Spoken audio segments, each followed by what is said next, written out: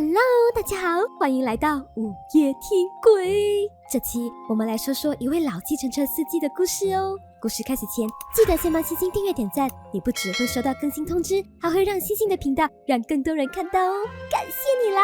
那我们开始咯。今天的故事是我的舅公在一次亲戚聚会上说给我们听的。当时的我听到这个故事时，差不多才8、9岁而已吧。就算那么多年过去了，这个故事到现在还深深地印在我的脑海。因为这个故事对当时还是小孩的我来说实在是太恐怖了。接下来就用我的视角来代替舅公把这个故事说给你们听吧。这件事已经过去几十年了，事情发生时我差不多30多岁，正是我要在公司大展拳脚拼搏的年纪。那时的我相信用不了多久，我就会升职加薪，当上总经理，出任 CEO， 迎娶白富美，最后走向人生巅峰。但是呢，人算真的不如天算，我才就职几年的工厂就因为营运不当而倒闭了，我老板更是连遣散费都给不起。在那之后，我连续投了3个月的履历，连个应征的机会都没有。最后走投无路，在朋友的介绍下，才决定去做计程车司机赚点收入。而这个故事正是某天我半夜开车载客时发生的。要知道，以前的计程车司机可不像现在的 Grab、Uber， 只要打开 APP 就可以直接开始接单这么方便。以前我们载客呢，是要一边开车一边留意路边是否有人在挥手招计程车的呢。嘿嘿，说人人就到，你看这不就有单上门了吗？没错，我在绕某个郊区附近时，在一个车站看到一位女子正在挥手招计程车。此时的时间已经接近午夜，还能在这个时间载到客，算是很幸运的了。这名女子留着一头短发，身形瘦削，她穿着一件浅棕色的短袖上衣、深色的短裤和一双平底拖鞋。她上车说明目的地后，我们就出发了。这位女乘客要去的地方是在一片工业区的附近，这个时间点路上早就没什么车了。那位女乘客上车后就非常安静，我感觉气氛有点不自在，就打算跟她聊天。小姐，大半夜的，你是要去工厂上夜班吗？你是做什么的？这个工作应该很辛苦哦，看你好像很累的样子诶。我试着跟那位女乘客搭话，但她一直不理我，眼神只是直直地盯着前面。此时车内的气氛是尴尬到了极点啊！自讨没趣后，我只好闭嘴，不再打扰那位乘客。就这样，我开着广播，专注地开着车，想赶快载了这位乘客后就回家。然而，就在这时，我听到了一个很奇怪的声音。仔细听后，我发现那个声音是从后座传来的。我抬头看向望后镜，发现原来是那个女乘客，她在咬她的手指甲。我默默观察着她，她低着头，似乎越咬越起劲。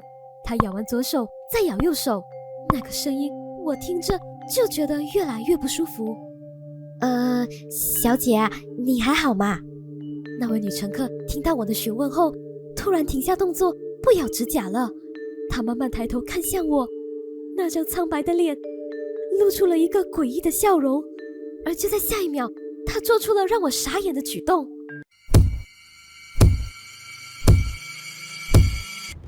是的，那位女乘客不懂发什么神经，竟然开始用她的头不停地撞向旁边的车窗。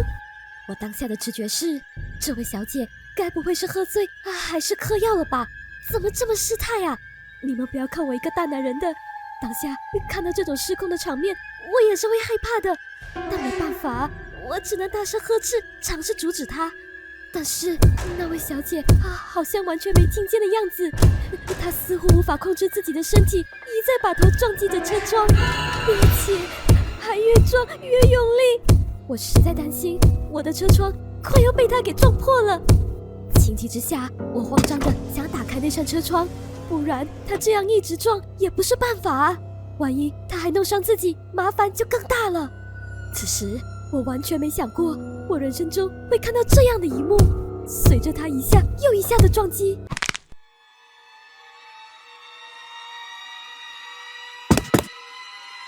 个女人的头竟然在车窗拉下后猛然地甩出了窗外。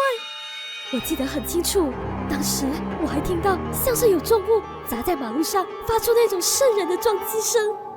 你们可以想象我当时的心情吗？那种脑袋瞬间空白，心脏狂跳的恐惧感，差点就让我出车祸了。更可怕的是，透过望后镜，我还能看到那具没有头的身体竟然还在继续撞击车门，声音还越来越大声。我管不了那么多了，当下立马就踩了急刹，把车就这么停在了路中间，然后直接把头往后座一看，声音瞬间消失，后座根本什么人也没有。我当时真的是惊恐到差点吓尿了。我深呼吸，冷静了一下后，紧张的下车查看了一圈，结果什么都没发现，没有掉落的人头，也没有看到身体。那我刚才看到的是什么情况？那个女乘客又是什么呢？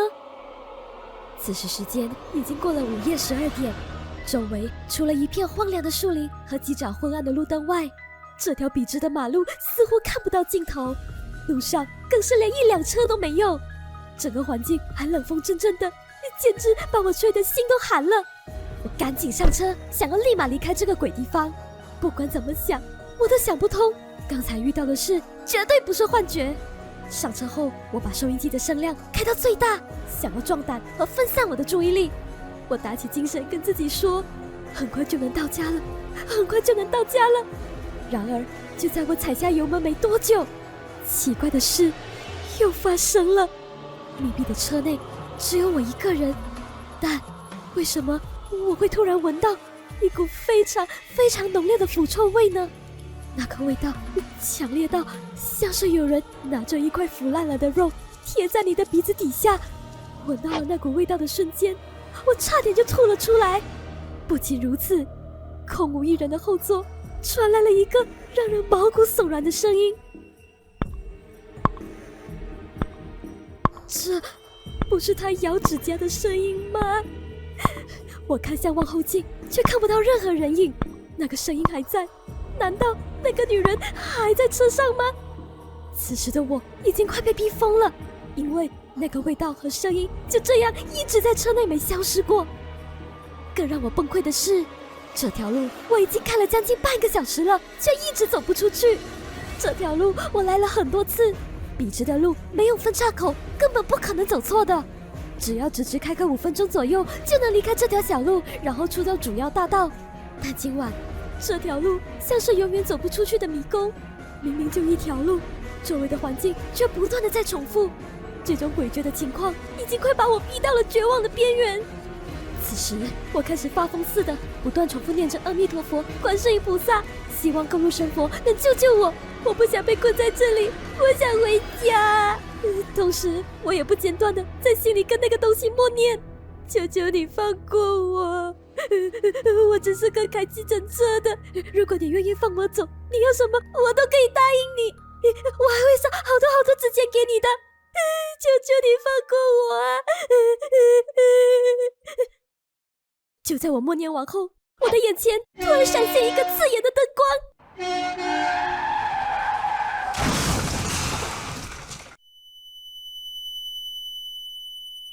在那之后，我就什么都不记得了，只记得那好像是辆卡车的灯光和当时震耳欲聋的车笛声。跟你们说吼，师父叫我之后每年都要回去那里烧纸钱保平安呢。那些钱要是烧给我，我就是富翁了呢。所以舅公，你是因为那次的车祸走路才会一拐一拐的吗？是啊，不然现在舅公还可以跟你们一起打篮球跟赛跑呢，哈哈。那到底那个女鬼为什么要害你啊？是不是舅公你看人家是美女，就一直盯着人家看啊？才没有嘞，不要乱讲话。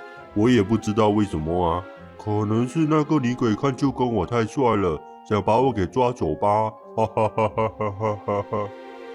现在长大了回想起来，也许那个女鬼是真的要索命吧，就是想要抓交替之类的。或许是我舅公的八字够硬。那次车祸后，舅公除了腿脚有点问题之外，也一路平安到了80多岁，当然也早就不开计程车了。事情都过去了这么久，我想那个女鬼应该也早就离开那里去投胎了吧。哇，小姐，你这个时候上夜班啊，很辛苦哦。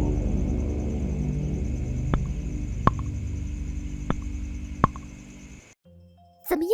大家喜欢今天的故事吗？午夜载客真的很恐怖呢，怎么都是晚上才遇到阿飘啊？星星很好奇，难道白天载客就完全不会遇到吗？